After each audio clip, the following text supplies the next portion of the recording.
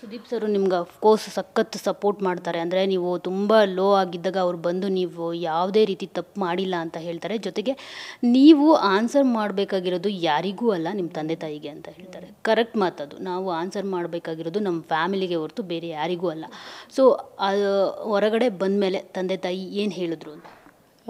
ನಿಜ ಹೇಳಬೇಕು ಅಂದರೆ ತುಂಬಾ ನೋವಾಗಿತ್ತು ಅವ್ರಿಗೆ. ದೇ ವೆಂಟ್ ಥ್ರೂ ಹೆಲ್. ಅಂದರೆ ಒಳಗಡೆ ನಾನು ಬಿಗ್ ಬಾಸ್ ಆಡ್ತಿರ್ಬೋದು, ಬಟ್ ಆಚೆಗಡೆ ಅವ್ರದ್ದೇ ಒಂದು ದೊಡ್ಡ ಕತೆ ಆಗಿತ್ತು. ಬಿಕಾಸ್ ಯಾವ ತಂದೆ ತಾಯಿಗೂ ಆಗಲಿ ಅವ್ರ ಮಕ್ಕಳನ್ನ ಏನೋ ಚಮಚ ಅಂತ ಕರೆಯೋದು ಅಥವಾ ಏನೋ ಅಸಭ್ಯವಾಗಿ ವರ್ತಿಸ್ತಾ ಇದ್ದಾರೆ ಯಾರ ಜೊತೆನೋ ಅಂತ ಅನ್ನೋದು ಅವ್ರು ಅಲ್ದಿರೋದನ್ನ ಅವರು ಅದು ಅಂತ ಅವ್ರ ಅಪ್ಪ ಅಮ್ಮಂಗೆ ಹೇಳಿದ್ರೆ ಯಾವ ಅಪ್ಪ ಅಮ್ಮನೂ ಒಪ್ಕೊಳ್ಳಲ್ಲ, ಅಫ್ಕೋರ್ಸ್ ಒಪ್ಕೊಳ್ಳಲ್ಲ. ತುಂಬ ನೋವಾಗಿತ್ತು ಅವ್ರಿಗೆ.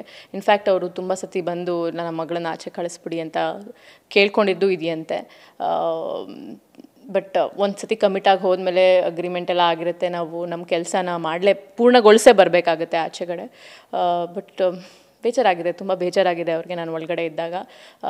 ಬಿಕಾಸ್ ಹೊರಗಡೆ ಜಗತ್ತಲ್ಲಿ ನಮ್ರತ ಯಾವತ್ತೂ ಒಂದು ಮಾತು ಒಬ್ರ ಕೈಲೂ ಅನ್ಸ್ಕೊಂಡವಳೆ ಅಲ್ಲ.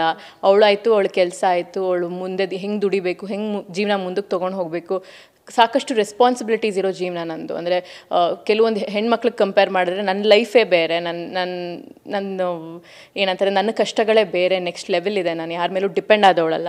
ಸೊ ಒಳಗಡೆ ಹೋಗಿ ಇವಳು ಯಾರ್ದೋ ಡಿಪೆಂಡ್ ಆಗಿ ಅವ್ರ ಮೂಲಕ ಇವಳು ಯಾರ್ದೋ ಹಿಂದೆ ನಿಂತ್ಕೊಂಡು ಆಟ ಆಡ್ತಾ ಇದ್ದಾಳೆ ಅಂತ ಹೇಳೋದಾಗಿರ್ಬೋದು, ಅದಕ್ಕೊಂದು ಹೆಸರು ಕರೆಯೋದಾಗಿರ್ಬೋದು, ಅಥವಾ ಯಾವುದೋ ಫ್ರೆಂಡ್ಶಿಪ್ ಆದಾಗ ಅದನ್ನು ಬೇರೆ ಫ್ರೆಂಡ್ಶಿಪ್ ಜೊತೆ ಕಂಪೇರ್ ಮಾಡಿ ಹೇಟ್ರೇಟ್ ಕೊಡೋದಾಗಿರ್ಬೋದು. ಇದೆಲ್ಲ ತೊಗೊಳಕ್ಕಾಗಲ್ಲ. ಅವ್ರು ತುಂಬ ಮುಗ್ಧರು. ನಮ್ಮ ಅಪ್ಪ ಅಮ್ಮ ಸಿಕ್ಕಾಪಟ್ಟೆ ಇನ್ನೋಸೆಂಟ್ ಪೀಪಲ್. ನಾನು ಇಂಡಸ್ಟ್ರಿ ಒಳಗಾಗಿರ್ಬೋದು, ನನಗಿರೋಷ್ಟು ಸ್ಟ್ರೆಂತು ಕೂಡ ಅವ್ರಿಗಿಲ್ಲ. ನೀವು ನೋಡಿರ್ಬೋದು ನಾನು ಎಷ್ಟು ಸತಿ ಸೆನ್ಸಿಟಿವ್ ಆಗಿ ಬ್ರೇಕ್ ಡೌನ್ ಆಗಿದ್ದೀನಿ ಅಂತ.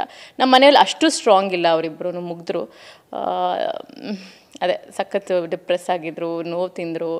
ಬಟ್ ನಾವು ದೆಲ್ ಬಿ ಓಕೆ. ನಾನಂದರೆ ಅದನ್ನೆಲ್ಲ ಮರೆಸೋವಂಥ ಕೆಲಸ ಮುಂದಕ್ಕೆ ಮಾಡ್ತೀನಿ ನಾನು. ಸೊ ಅದಂತೂ ಕಾನ್ಫಿಡೆನ್ಸ್ ಇದೆ.